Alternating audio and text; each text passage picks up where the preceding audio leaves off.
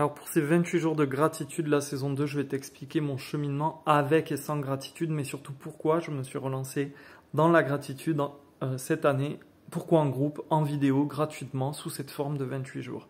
Je t'ai dit dans l'autre vidéo qu'après avoir pigé le truc, ma vie a changé du tout au tout, j'ai pris une grosse claque de bonheur, un vrai shoot de réussite, j'ai signé chez Brajlon à l'époque, j'ai fait le salon du livre Paris en guest sur le stand KDP, on a même déménagé, j'ai trouvé une maison avec un bel atelier pour pouvoir écrire toute la journée, j'ai écrit plein de livres, Camden c'était mon 30e bouquin, j'ai eu plein de lecteurs, bref, avec la gratitude, je voulais attirer à moi le meilleur parce que ça touche à la loi d'attraction et ça a explosé tous mes compteurs, j'ai eu plein de surprises, de métamorphoses, de retrouvailles, ça dépassait tout ce que je pouvais imaginer.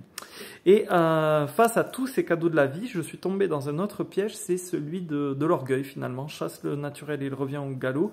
J'ai un peu laissé la gratitude de côté parce que tout allait bien pour moi et vu que tout roulait et que j'étais en train de vivre mon rêve, ben, j'ai commencé à considérer cette nouvelle vie comme un nouveau standard.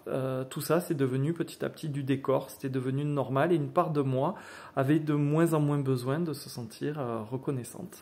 Et j'ai éprouvé de moins en moins de gratitude. J'ai été accaparé aussi par ma carrière, par mes projets, j'ai écrit pas mal en 9 ans. Et durant tout ce temps, ben, en fait, j'ai joué au yo-yo avec la gratitude.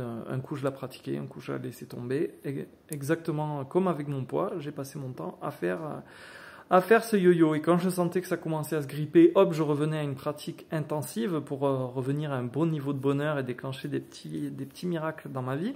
Et une fois que j'avais remis les compteurs à zéro, que je revenais un peu au top, au sommet, ben, je me reposais sur mes lauriers, retour à cette normalité confortable et je m'éloignais à nouveau de la gratitude. Et puis, il y a eu ce qu'on a connu, une belle poussée de l'agenda 2030, le méchant virus. Et depuis 3 mois, si seulement. Depuis 3 ans, ben on nous a donné pas mal de raisons de focaliser sur le négatif avec voilà, la pandémie et tout le reste.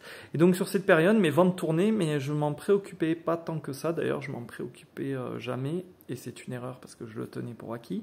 Et il se trouve qu'en fait, en début d'année, je me suis retrouvé un peu dans la même situation que beaucoup d'artisans, c'est-à-dire touché par la crise de plein fouet.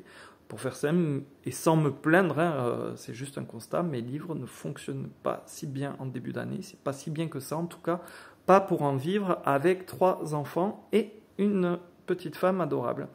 Est-ce que je paye la prise de position de mes pelotes? J'en sais rien du tout. Est-ce qu'on est tous fatigués? C'est probable. Est-ce que c'est la faute à pas de chance? Peu importe.